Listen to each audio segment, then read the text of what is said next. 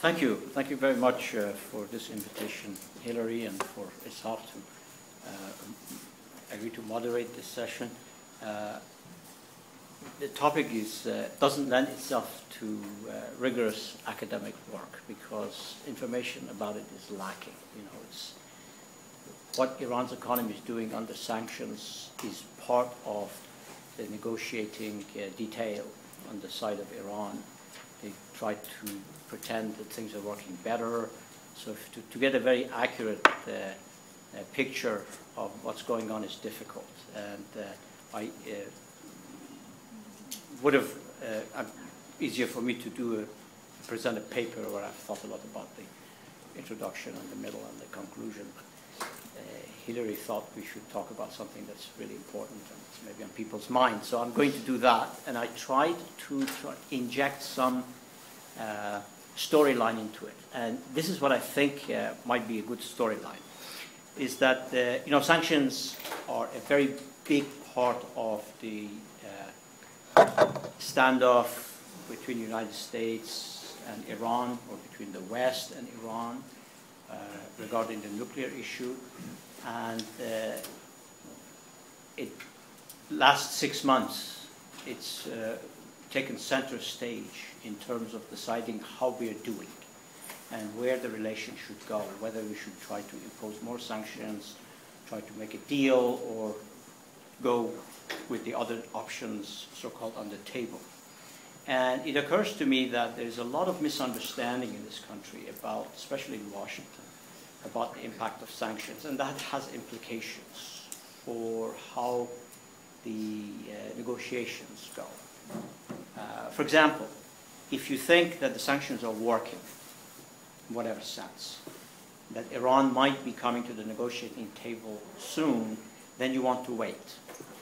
You don't want to hurry. The economy is going down. You want to wait until it's optimal, it's at the furthest point, at the lowest point, so you can get the best deal. If you think that negotiations should take place at the bottom in terms of Iran's economic performance, then you are worried that things might start looking better. Either sanctions unravel or Iranian economy adjusts to sanctions and start doing maybe even something good with it. And that's actually a major point that I want to emphasize here, that it's quite possible that Iran's economy has taken a big hit and that it might adjust. And if it does adjust, its negotiating position might harden in the future. So that might be a good time to deal.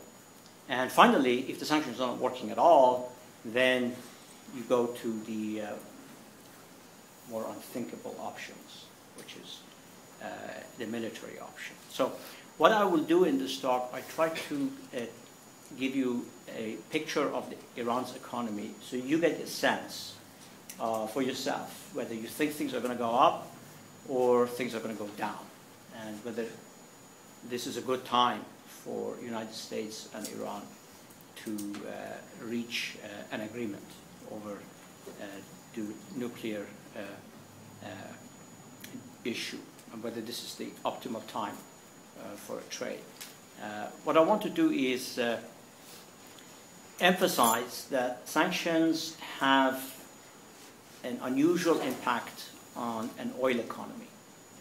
And people sometimes don't understand this peculiarity of Iran and bring in other experiences. For example, there's this understanding that if you can cause a 5% decrease in GDP because of sanctions, then the sanctions have worked. There's a book with that kind of a view.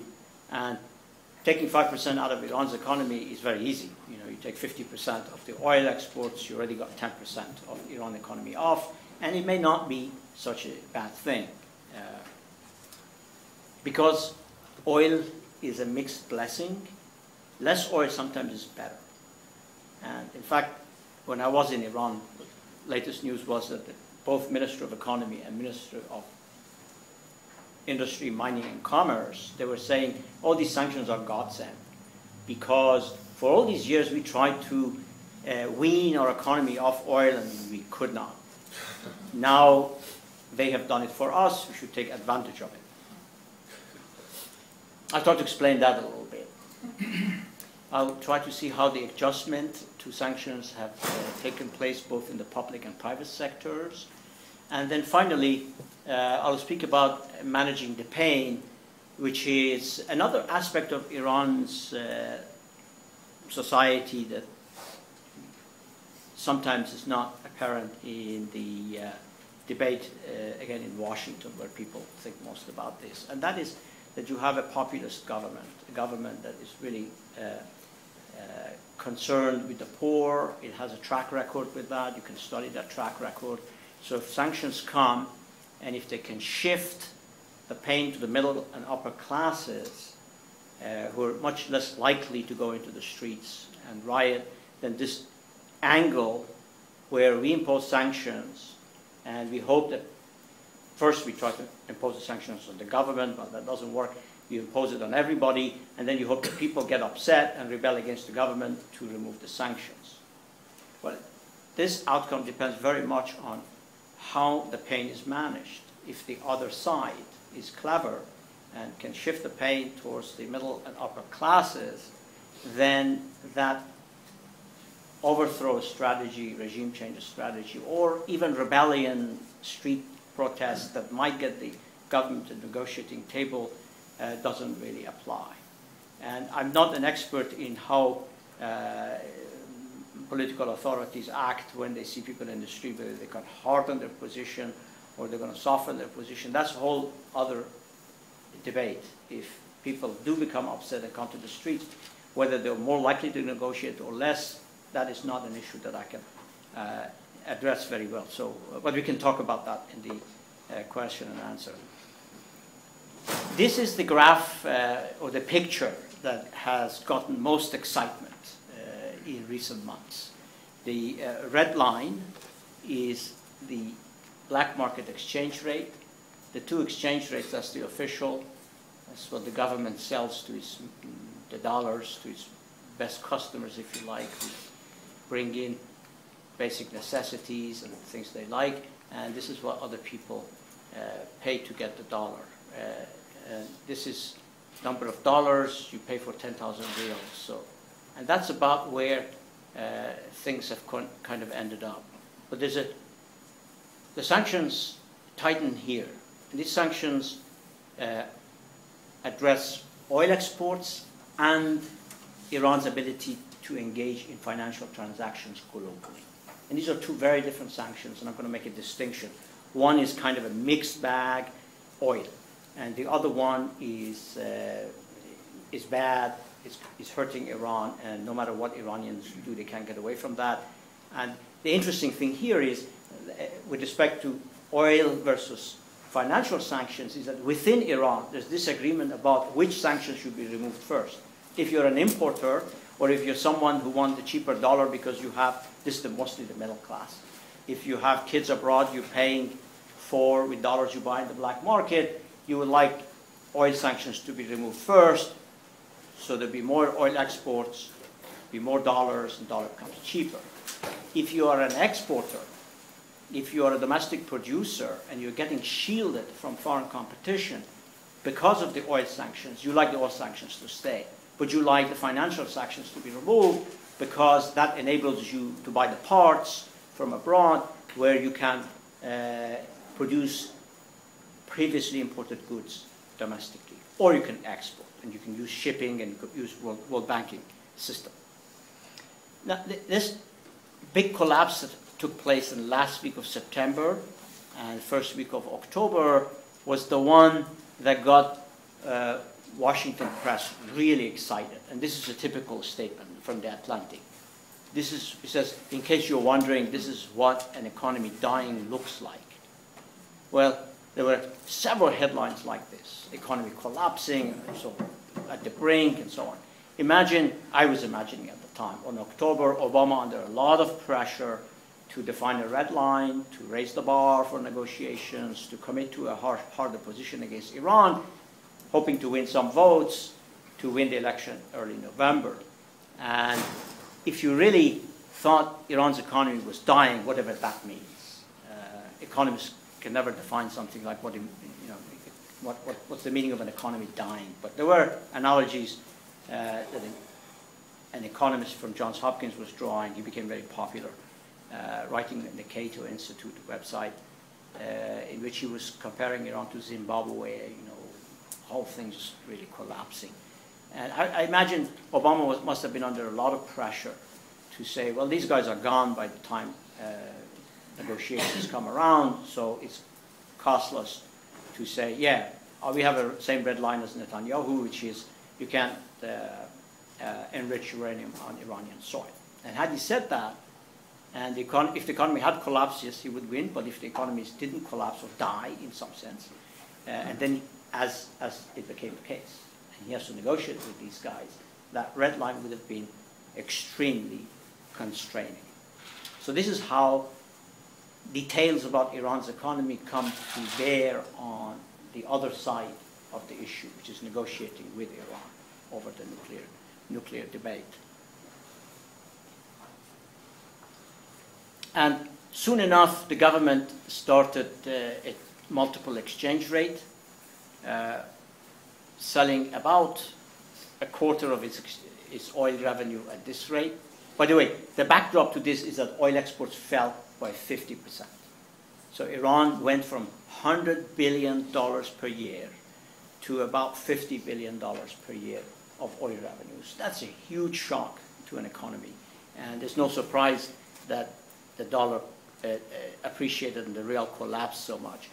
But what the government did is to divide up its $50 billion between these three markets, or whatever it decided. It had already $100 billion in reserves. It was its decision how much it was going to throw into these three markets.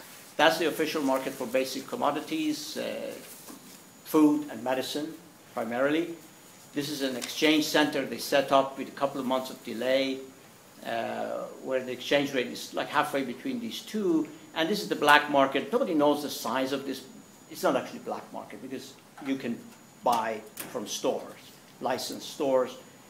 So it's a parallel market. It's a curb market, free market, whatever you want to call it.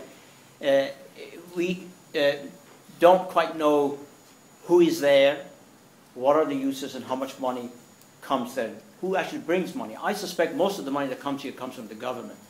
And they watch it very carefully, they manage it. It's been remarkably constant around this. It fluctuates a little bit, like when the good news came from Kazakhstan, very quickly the exchange rate dropped by 10%. But then it went back up and stabilized around $3 for 10,000.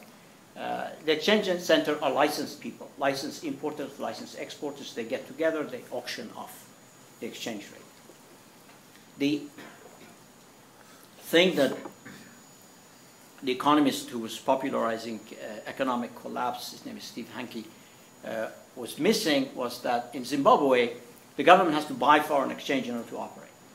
Iranian government does not have to buy foreign exchange to operate. It sells foreign exchange to everybody. So when it has less foreign exchange, it decides to sell it at 3 different rates. And it doesn't really have to print a whole lot of money. It can control the money supply.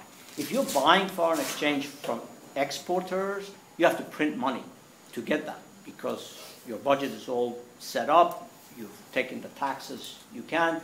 Now all of a sudden, dollar is 3 times as expensive and you have to import stuff for your own needs or pay your workers, you have to print money. And that's what causes this spiral called hyperinflation, where people predicted Iranian prices would double every 38 days, but they didn't. This is the inflation story. It's more detailed than you care to know. This is the sanctions. Immediately prices jump, but they come down again. And then there's the collapse of the rial, so prices jump. These are very high inflation rates. This is 70% per year on an annualized basis. But then it starts coming down again because, again, the government has some control over money supply. It does not have to print just because the exchange rate has gone up. It has to print because it has policies like Ahmadinejad is trying to exit on a high note. He prints money to finish the building of low-cost housing that he promised for the poor. He has promised to pay people cash subsidy, deposit money into their bank accounts. I'm going to talk a little bit about that at the end. So he has shortfalls there. So inflation is really not directly related to the exchange rate. It is indirectly related, though. So let's talk a little bit more detail. What I've said so far is the general story. I'm going to just fill up a little bit of the details in the middle. I'm going to talk about the transmission mechanism from the sanctions. Well, as I mentioned, oil revenues fall, but it's a two-edged sword.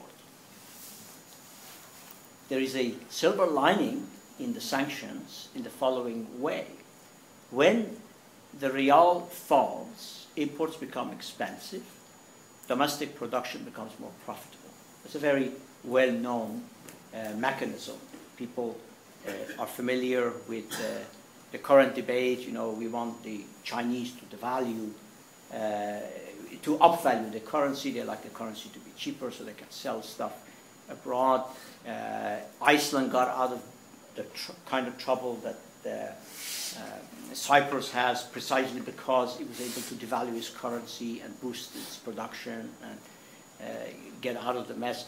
So Iran was in kind of a mess, and I'll describe that a little bit more, because it had imported too much. Rial was just too expensive. Nothing Iran made was worth buying outside Iran. Everything outsiders built, produced, was very cheap, it was worth buying.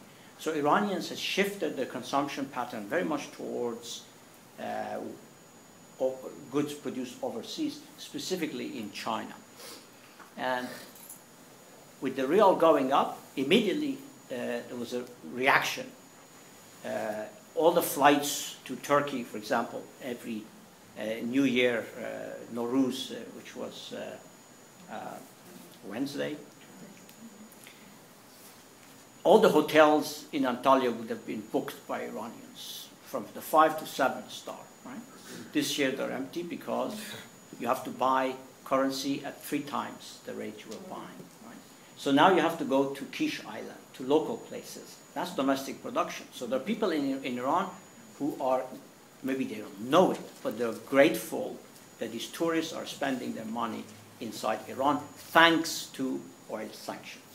If you told them that we're going to negotiate in Almaty in order to boost the oil exports, they should be upset. But I don't know if they have the sophistication or Iranian politicians are able to explain to them. The merchants, the more sophisticated producers are very aware of this. And I'm sure they're now lobbying in order to get Iran to deal with the financial sanctions, but not the oil sanctions, if they're going to make a deal. And I would think that from the point of view of the United States, that's a very clever thing to do, to say, well, they haven't behaved well, so we are going to keep the oil sanctions on for another 5 years, you know, and the Iranians would say, yeah, that's fine. In terms of publicity and having a tough position, you've maintained the oil sanctions, but you loosen up the financial sanctions, which allows domestic producers to use global production system and trade in order to make the adjustment that a collapsed rial allows them to do. And it boosts employment. One of the things that I'm going to show very soon is how bad Iran's economy has performed in terms of employment. Iranians have 2 lives, and I don't think they kind of connect these two very well. They are consumers, and they watch what they have on the table and what they have in their living rooms. How big is their LCD television and things like that. And then they get up in the morning to go to work. In most economies, these things are very closely related. What you do during the day enables you to buy things in the evening. Not in Iran, not in Doha, not in Kuwait, oil exporting countries. You can sleep all day and you can still buy stuff because the oil wells are awake and are producing things no matter what you do. The economy appears productive while people are not productive. And you can see that in Iranian data, how consumption has improved, GDP has gone up during an oil boom that preceded these sanctions, while employment has not. But now there's a chance to actually boost employment in Iran, because foreign competition has been, has not completely stopped, but is in a more even footing, given low productivity of Iranian workers. The bad stuff are inflation and the redistribution. You know, when you have sanctions, you have collapse of the currency, you get inflation. Inflation redistributes income, and it puts it creates social instability. So that's what was hoped will happen. And the government has done some work with respect to redistribution. Again, that's one of the main points I'm going to raise later. On inflation, they have not been as good. Inflation sometimes seems like it's running away from them, and they don't quite have the cohesion politically inside Iran to control it, because Ahmadinejad is now like a loose cannon doing whatever he wants. Khamenei is not quite willing to say, you know, I decide how much money you can print, because he goes around and says, you're going to give people 5 times as much cash as we've been giving. And it's become very easy now to do that cash transfer, because everybody has a bank account directly connected to the Iranian treasury, where they, with a blink, with the punching of a button, money goes into their accounts, and they all have ATM cards, they go get the money out, right? Just before the New Year, Nowruz, there was a lot of talk about how much money we should deposit in people's account as a present, as a gift. The name was Eidane. You know, there's a subsidy money, and then there is a Nowruz gift. And he did that, he got away with it. So that's a lack of coordination inside the Iranian government. Somebody wants to give money to the poor or to everybody, and another person doesn't, and they don't seem to sit down and say, let's all agree on, we want inflation to be down because it is hurting Iran. And so on inflation, they haven't done so well, but they've done well for themselves in terms of redistribution. Now, as I've said, financial sanctions have no redeeming features. They obstruct trade, they hurt exporters, importers, everything. And this is where you've heard the stories about shortage of medicine. Some things you can't produce in Iran. Even if you want to produce, you have to be able to transact, you have to send money to bring raw materials, sometimes very small part of the production process. Without it, you can't get the production going.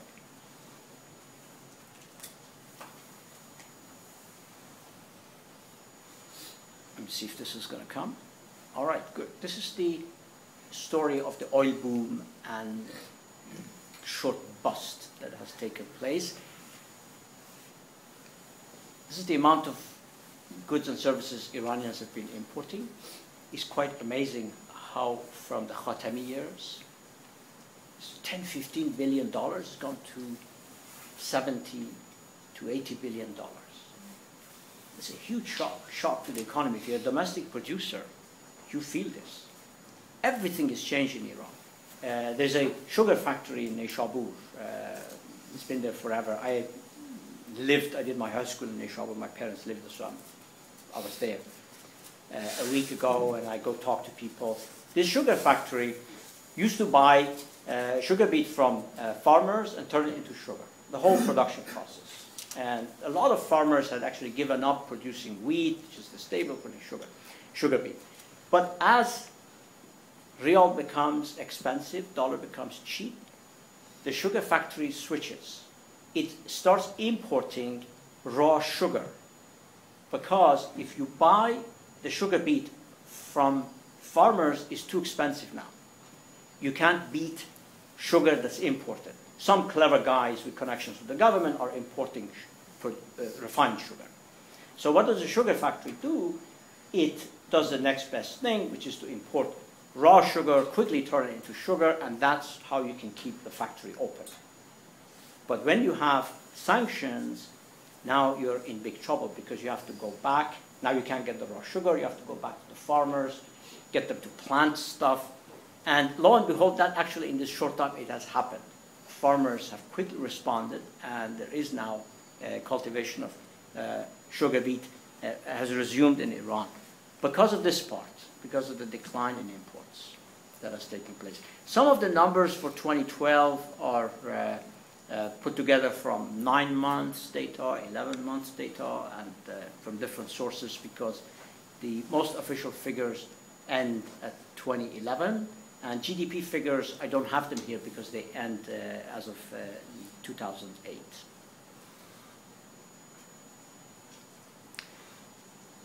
And this is oil exports. Of course, now you see why the imports are done, because the oil exports fell. That's the Sanctions Act, the National Defense Authorization Act of December 2011 that President Obama signed the last day of December that year.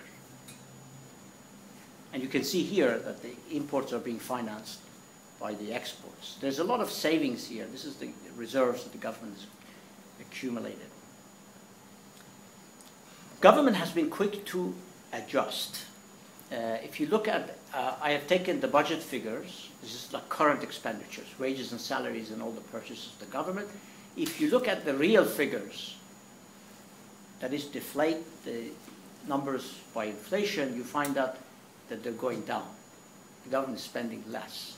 It's already realizing it can't do what it used to do. It should have done more, and that's why we have inflation. But it is on the right track. The payroll has gone down. A lot of Iranians work for the government, the middle class, and they are all very upset because part of the retrenchment has come from reducing real salaries. Nominal salaries increased like 15% this year, and inflation is over 30%. So that's a 15% decline in government wages and salaries. The cash subsidy itself, this is the money that the government gives in lieu of higher energy prices, and the real value of that is declining. Now, Ahmadinejad is proposing to make good and raise it a little bit, so it's catching up with what it was, but I don't think he'll have his way. This budget was not approved. He wrote the budget up, and they said we will approve a quarter of it for 3 months until election, then we're going to have a new president, and that president will actually have a new budget. That's the story. Development expenditures have suffered most. This is the part where you can cut. If you go look around the country, a lot of development projects have stopped. Lots of things. The last few months, they told every development budget that we're going to pay about 10% of what you're expecting. So keep the custodial workers, make sure the door is locked, and things like that. But don't do anything until what, I don't know. Until whether they can collect more taxes or get more oil revenues and so on. Now, a lot of people in Iran are quite confused about what part of this difficulty, this economic decline, is due to government policies and what part is due to sanctions. And this is big in Iranian politics, because if you think that the mismanagement by Ahmadinejad, of which there's plenty, is responsible for inflation, for all those things that are going wrong, for the dollar, there are all sorts of conspiracy theories, how he allowed the dollar to go up in order to be able to pay the poor people, sort of punishing middle class. That's just not knowing economics. Your foreign exchange reserve supply comes down by 50%. There's no way you can prevent a devaluation, a huge devaluation, especially one that's already overdue for several years. If you think Ahmadinejad is the problem, then you say, wait until the elections, everything will be fine. There are actually people now who are waiting for the elections and the dollar to go down. When are the elections? June 14th. So they're waiting for the election, a new president will come, and the mismanagement will go away, and the dollar will come down, and all other things will go. But good luck to them. There are fundamental problems.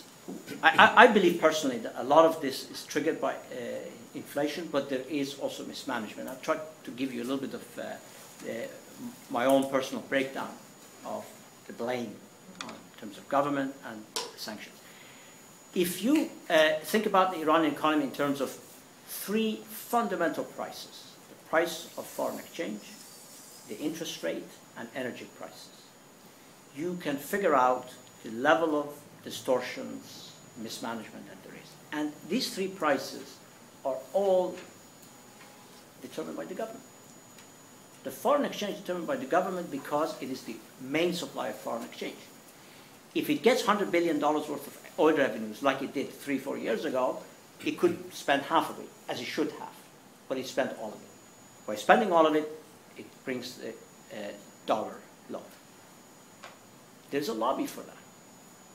All these prices have lobbies inside Iran. It's not like the government decides. The government is influenced. There's a lobby, used to be attached to the parliament. The Parliament Research Center had a powerful economist that had one goal in life: lower the exchange rate, which was already low. Dollar was cheap in Iran. He wanted it half. Interest rates were low. He wanted it half. And these are powerful lobbies. They write in newspapers. Interest rates should be low. Exchange rate should be low. What's the logic? Because if we bring the cost of production down, we will promote exports and production. That's the theory that most economists can see right through it, that it doesn't work. And then cheap energy. It had also its lobby. That lobby is very diffused. Call them the middle class and the upper class. These are the people who use the bulk of the cheap energy. And the poor people don't have cars. 60% of Iranians don't have cars. And so they don't buy gasoline. Of course, they buy transportation elsewhere. They use very little electricity. They use very natural gas. A lot of villagers are not even connected to the natural gas network. Iran has a vast network of natural gas. In cities, they have over 90% of houses hooked up. In villages, about 50%. So inequality in all these three things haunts the economy, but also there are huge distortions. The distortions of this I've already mentioned. Cheap exchange rate, lots of imports, hurts domestic production. Interest rates. Low interest rates creates rationing. Low supply of credit. Who gets the credit that's rationed? Politically connected people. What do they do with it? They make bad investment. What happens later? They go bankrupt. They can't pay back.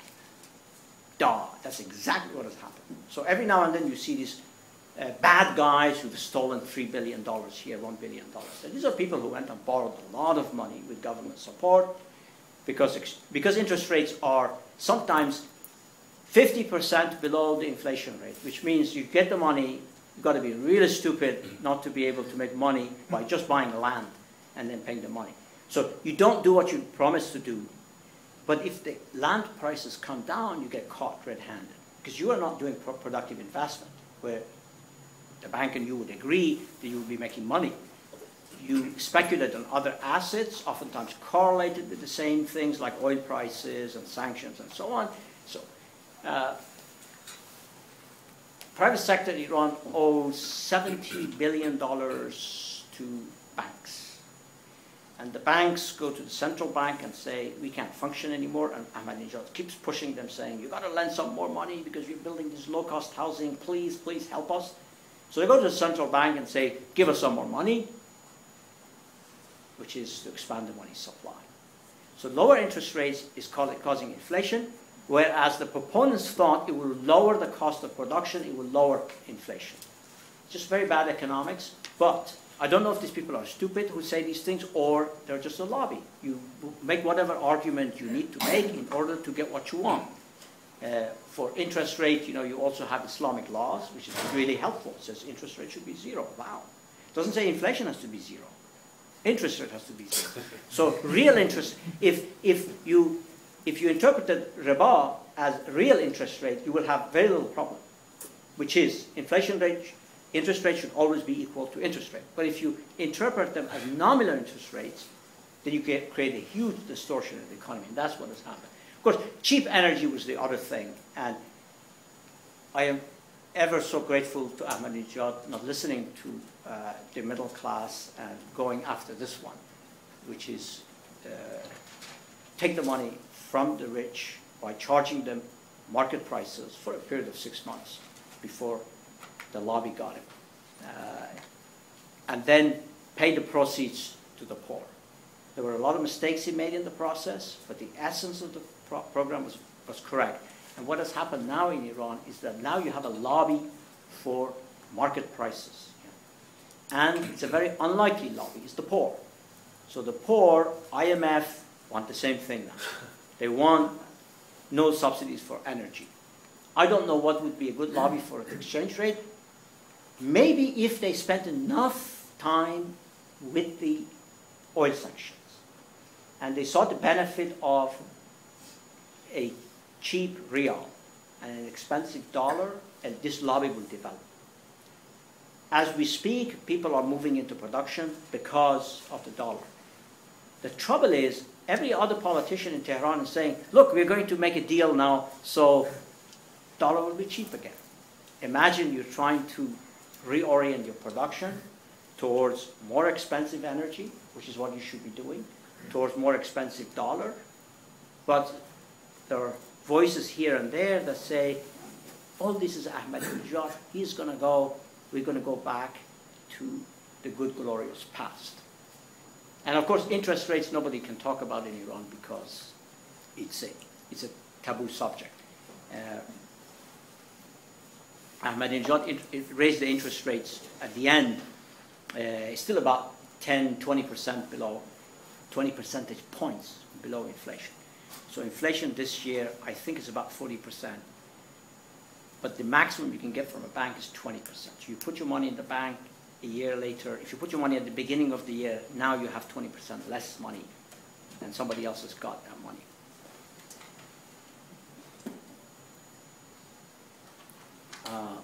I'm going to, I think I talked about this. I'm going to go show you the pictures on employment. This is now the sad side. Between 1996 and 2006, these are census figures, the Iranian economy created 6 million jobs. After 2006 to 2011, 0 new jobs. 4 more million people entered the working age population. Either they joined the ranks of the unemployed or they did not enter the labor force. This is the kind of thing you get when you have a consumer economy. And production is not the source of your consumption.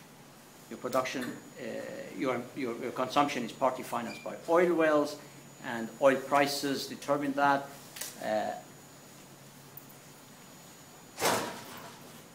And the government and the people don't pay a whole lot of attention to job creation. If you look at the unemployment rates, these are my own calculations from survey data. They're a lot higher than the government data show. Now, for women, it's approaching 30%. For men, it's 20%. The official numbers are around 12, 13%. But I think they're underestimating. I'm computing this from the raw data, from the survey data that is reported. If you look at young people, they are much worse off than everybody else. So this is young men. Their unemployment rates over 30%. Young women, their unemployment rates, these are women in their 20s, as the unemployment reached over 50%. All the discussion is about consumption, about getting the dollar lower so people can consume better, but higher dollar, more expensive dollar might actually do something about this. And it's the same people. They're worried about what's in their living room and their kitchen. They also have a son or a daughter who is unemployed, who is in danger of becoming a drug addict. If they are rural, the chances are very, very high. This, about 2 million Iranians are addicted to opium and heroin, and it's become a real social and political problem, and it's related, in my view, to employment. This is maybe overkill showing you the unemployment rates by age, and some of these symbols are not coming out right, but I want to show you that, again, between 1996 and 2006, people were, unemployment was high, but look at this cohort, 2024. 10 years later, their unemployment rate is lower. This means that something good happened to them. They saw an Iran in which you wait long for a job, but something happens to you. Unemployment rates decline for all these cohorts. But when you go beyond 2006, nothing like this happens. In fact, if you look at this cohort, the 30 to 34, 5 years later, their unemployment is higher. This cohort is finding that the economy is growing, by the way, during this period. Not by 6-7%, but 2-3%. The economy is growing. For these people, life is getting much harder. And if you look at women, it's a similar story, so I'm going to skip that because I want to get to this last topic, which is managing the pain. I already talked about the multiple exchange rates. The government used the multiple exchange rate to control the supply of staples like bread, to some extent rice, and chicken, more specifically. And it's allocating about $10 to $12 billion, those are my estimates, for the basic necessities. And because the rate is a third of the rate of the so-called black market or free market, the prices of those goods are cheaper. There's lots of cheating going on. People get the cheap dollar, import the sell at a higher price, so the judiciary and the cops are always running such cops and robbers game between the merchants and between the government. But still, it's managing the pain through the multiple exchange rate system. More importantly, has been the subsidy reform. The subsidy reform is a program that's been in the making for about 20 years. Iran topped the list of subsidizers of energy. IAEA reported Iran was the country where energy subsidies were highest of any other country in the world. Most Middle Eastern countries excel in that, but Iran was number one. And people gradually began to realize it's a very regressive subsidy, that most of it goes to people who don't need it. And redistribution has been a big part of Iran's post-revolution society. I mean, the one way of looking at Iranian political dynamics is that Ayatollah Khomeini comes and says, well, we're a rich country with oil, but we're not getting equal share. I'm going to help you. So a lot of poor people, and there were actual rumors, like they're going to bring money to your door and things like that. So people took his word, voted for the Islamic Republic, and then they went to war, more sacrifices. Then comes Rafsanjani with a very different program than Khomeini. His program is, we've got to build the country. We've got to build dams, roads, infrastructure, and so on, which is good. And a lot of it went to help the poor. But they didn't quite see it as direct benefits from the oil wealth. President Khatami comes. He has explicitly redistribution in his program. He can't implement it. He doesn't find the right people. There's nothing, I mean, a few programs here and there, but in the end he kind of gives up and gives the ship of economy to Rafsanjani people to run it to the end, and he exits the scene, mostly concerning himself with non-economic issues, like dialogue of global civilizations. Ahmadinejad comes with a very specific goal. His slogan in his first election was to take the oil money to people's dinner table. This is exactly what people had understood Ayatollah Khomeini to be saying in 1979. And he tried to do this in many different ways, and he failed. He even dismantled the planning organization where most of the money comes and gets into projects. He tries to get them to shift the money to the poor, and they were saying, well, we got these projects, we got these sectors, we got these ministries, and it's all very complicated, and stay aside. In the end, he said, okay, you're all off. You know, he dissolved the ministry, put them under the presidency, and told all the governors and sub-governors and so on that you can write checks. And he used to send telegrams to say, pay so-and-so, who's written on a nice letter, $50, $1,000. And these government offices became places where telegrams came to actually pay cash. And then he realized, he discovered subsidy reform. And he said, that is great. There's a lot of money in there, and there is a lot of money. Estimates were about $70 billion. You know, Iran uses more energy inside than it exports. So the distributional impact of the money, the oil that is distributed inside Iran is greater than the distribution, implication of oil that's exported. And that's pretty bad, the way the money is spent. But the domestic part, he could do something about. It was relatively easy. And so I'm going to talk a little bit about that program.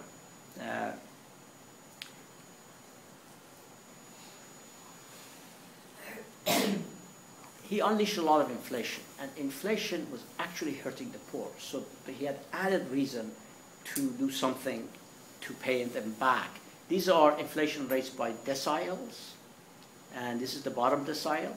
That's the blue line. This is the top decile. You see, a fairly sizable difference has emerged. 1390 is 2011/2012. Okay, this is not historic data from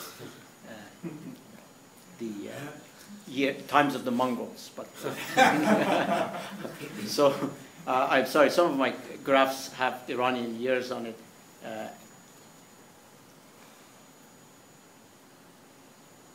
And his, let me show you the results in the end and go back to energy subsidies.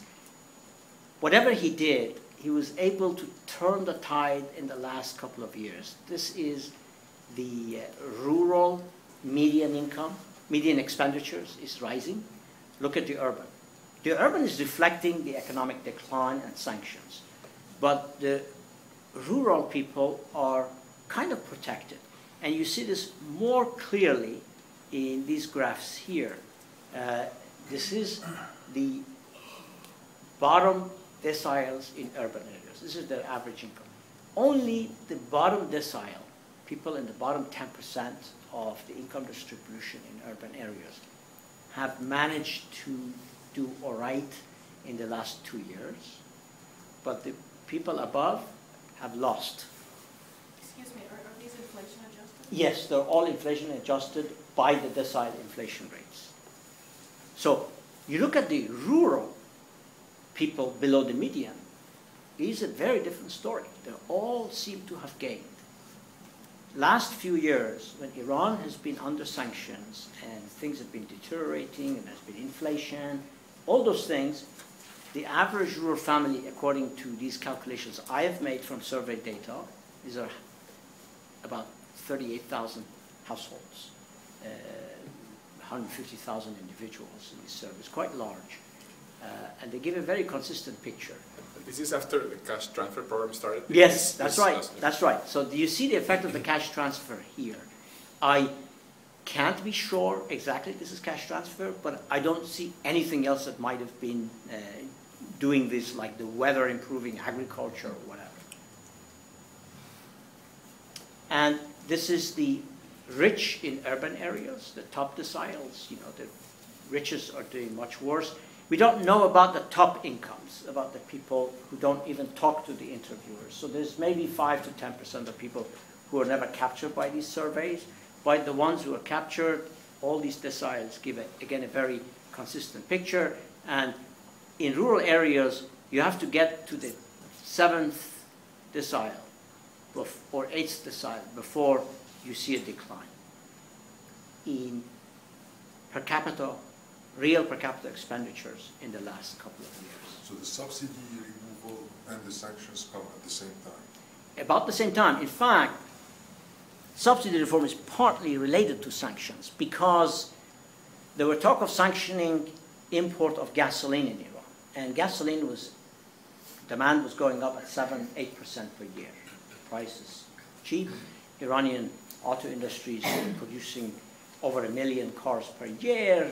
Roads are jammed, but gasoline demand is going up. And Iran had not been building refineries, in part as a clever device to make sure import of gasoline goes into the budget. It becomes obvious to everybody, and every 6 months the government had to go to the budget, to the parliament and say, we ran out of money, the 5 billion you gave us to import gasoline, we ran out of it. Give us more money. At one point I tried to convince the New York Times reporter that this was the story, he didn't buy it. He wrote saying, Iranians are so incompetent, this was a headline front page, that they can't even supply gasoline to their people as an oil exporting country. But I think the real story was that they were trying to make the subsidy transparent. This was part of the transparency thing. And I think they did succeed. So they tried to raise gasoline prices in part so gasoline demand will go down, and if sanctions came, Iran couldn't buy gasoline, it would not create big gasoline lines at the gas stations. Now, this is the story of Iran's energy prices. I'm going to just show a few slides and be done. This is a country Iranians admire, or recently have come to admire. That's Turkey. Look at the energy prices there going way up. People go to Turkey, they say, what a well-run country, there are jobs, the buses run on time and things like that. And then they come to Iran. This is the energy prices in Iran. The lowest, flat. And if you tell them we're going to go there, they think it's very, very bad policy. But if you tell them the Turks are managing all right, they're exporting to Iran, they're producing all sorts of stuff, selling it to Iran, from dishwasher, clothes washers to clothes and so on. They even make airports for Iranians. This is the energy price they pay and manage their economy. That had become obvious to a lot of people. Iran's economy is increasingly energy intensive. This is one of the only countries in the world where you use more energy per unit of GDP than you used before. Every other country in the world, especially the United States, they've been conserving energy. They're producing more with the unit of energy or using less energy per unit of GDP. That's Turkey, that's Switzerland, the country that's most efficient. That's Iran. It's all because of this low price, and then comes the distributional issue. If you look at the distribution of gasoline subsidy, the subsidy going to the top decile is 14 times what it goes to the bottom decile. Heating, home heating, 6 times. Electricity, 5 times. This is all from survey data. So even if you give uniform cash subsidy, you remove the subsidy and then give people cash, you can improve the distribution of income. Ahmadinejad aimed higher. He tried to actually give the money that he saved from raising energy prices only to the poor, but the machinery of the state did not cooperate. They tried to collect data on who's poor, who's rich, and they found out, surprise, that people don't report accurately. When you ask them, please tell us how many homes you have, how many cars you have, how much. So it became a joke in Iran. He abandoned it. He's a very pragmatic guy in many ways. When he realized that people who told him this is a foolproof scientific method were cheating, and they just wanted the contract to do the project, he said, I remember watching this on television in Iran, he says, I hope the noble people of Iran forgive us for this mess. We're going to give everybody the same amount of money. This amount of money that they gave actually was quite sizable at the beginning. It exceeded the monthly expenditures of 2.8 million Iranians. And if you looked at an unskilled worker with a family of 4, the cash money would be 40% of his salary.